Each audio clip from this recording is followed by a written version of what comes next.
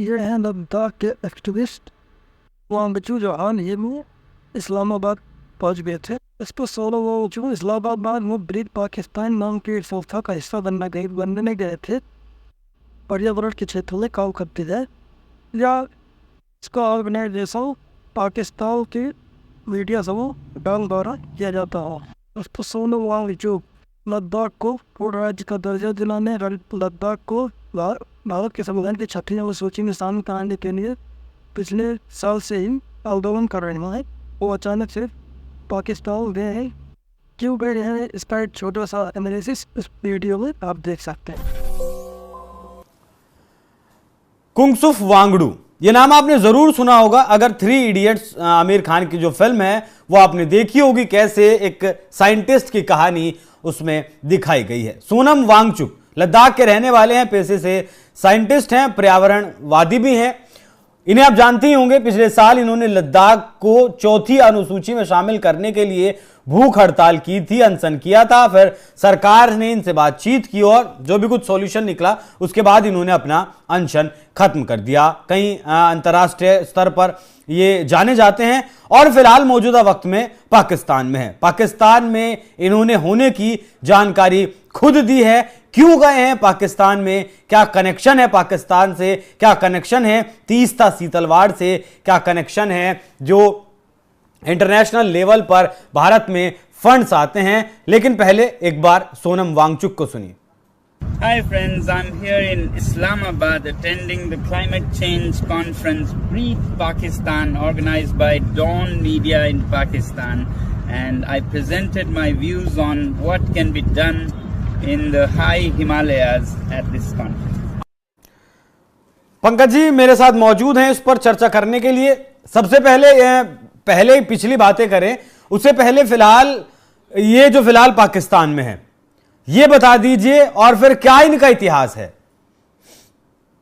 पाकिस्तान में एक बहुत बड़ा अखबार समूह है द डॉन मीडिया नेटवर्क, और उसने एक प्रोग्राम आयोजित किया है जिसका नाम है ब्रेथ पाकिस्तान, मतलब पाकिस्तान सांस ले। अब बाकी तो ये सोनम वांगचुक ने खुद ही बता दिया है कि डॉन मीडिया के इनविटेशन पे वो इस्लामाबाद में है। लेकिन जो बात ये छुपा गए, जो नहीं बताया इन्होंने अपने वीडियो में, वो ये कि इस पूरे प्रोग्राम को और इनकी पूरी यात्रा को जो फंड कर रहा है वो है क्विल फाउंडेशन। क्विल फाउंडेशन के एडवाइजरी, जो बोर्ड ऑफ एडवाइजरी मेंबर्स हैं, तीस्ता सीतलवाड़, हर्ष मांदर, ये सब, बाकी कुछ विदेशी लोग भी हैं। अब ऊपर तो बताया ये गया कि हिमालय में पर्यावरण को कैसे सुरक्षित रखा जाए, इसका एक सेमिनार हो रहा है इस्लामाबाद में। लेकिन कहानी उससे आगे है अभिषेक, क्योंकि अगर डॉन मीडिया के पास इतने पैसे तो हैं ही, ये कुंगसुक वांगडू उर्फ सोनम वांगचुक इनको टिकट भेज के बुलवा लेता और ये भाषण देते चले आते। ये क्विल फाउंडेशन ने इन्हें क्यों किया है फंड इस पूरे प्रोग्राम को। अब क्विल फाउंडेशन के बारे में मैं आपको कहानी बताता हूं। वो डेक्कन हेराल्ड एक अखबार है, उसका 2021 का मैं आर्टिकल देख रहा था। ये जो संस्था है क्विल फाउंडेशन, जिसके एडवाइजरी मेंबर में हर्ष मांदर, तीस्ता सीतलवाड़ वगैरह हैं, इस पे आरोप लगा है कश्मीर में टेररिज्म को फंड करने का। और एक बड़े बिजनेसमैन हैं, वो गिरफ्तार भी हुए थे, उनका नाम था इम्तियाज अहमद बजाज। ये 2021 की बात है। इम्तियाज अहमद बजाज ने यह कहा था कि ब्रिटेन में रहने वाले अयूब ठाकुर ने पैसे भेजे। पहले इम्तियाज बजाज को पैसे भेजे, इम्तियाज बजाज ने उस पैसे को क्विल फाउंडेशन में डाला, क्विल फाउंडेशन ने उस पैसे को, एक संस्था है दुख्तरने मिल्लत, ये आंद्रिया अदाबी की संस्था है कश्मीर में, और वहां पैसे भेजे गए। बताया यह गया कि सिलाई मशीन महिलाओं को खरीद कर देने के लिए पैसे भेजे गए हैं, लेकिन उससे खरीदे गए AK-47 और दिए गए टेररिस्ट को। ठीक है, ये उस वक्त आया था ये रिपोर्ट 2021 में, और इस तरह 2021 की रिपोर्ट है, डेक्कन हेराल्ड का, बोलिएगा तो मैं उसका लिंक पूरा भेज दूंगा। उसने जो अयूब ठाकुर जो ब्रिटेन वाला आदमी है, हम्म, जिसने ये बजाज को पैसे भेजे थे और बजाज ने क्विल फाउंडेशन को दिया था, वो भी ऑर्गेनाइजिंग कमेटी में है, जो डॉन न्यूज ये कर रही है।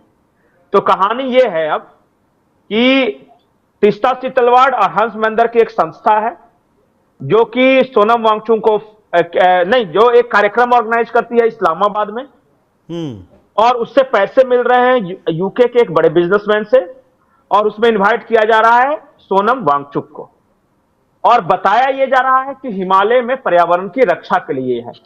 लेकिन खबर यह है कि इस पूरे प्रोग्राम को आईएसआई का यह ब्रेन चाइल्ड है।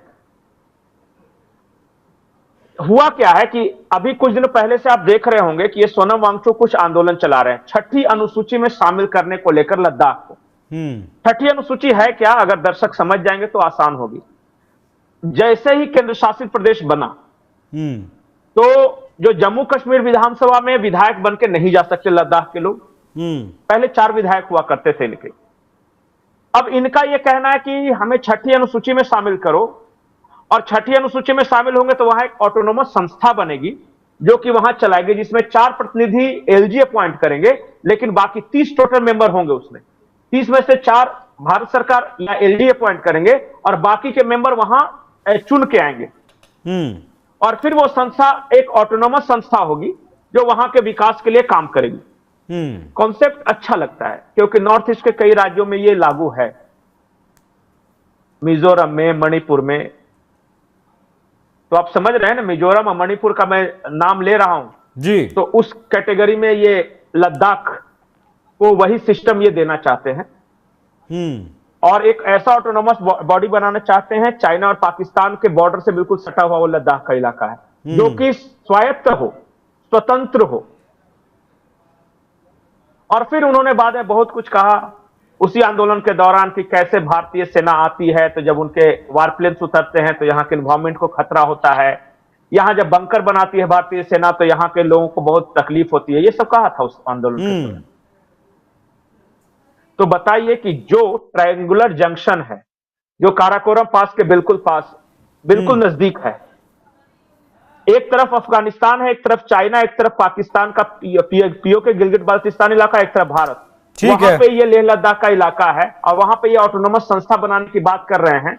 और भारतीय सेना वहां आती है तो इनको तकलीफ है, और ये जा रहे हैं आईएसआई द्वारा आयोजित प्रोग्राम में जिसे क्विल इंडिया फंड कर रही है, और जो कश्मीरी मिलिटेंट को पैसा देने वाला वहां वो ऑर्गेनाइजर में शामिल है, और डॉन न्यूज को उसका ये बनाया गया है, चेहरा बनाया गया है।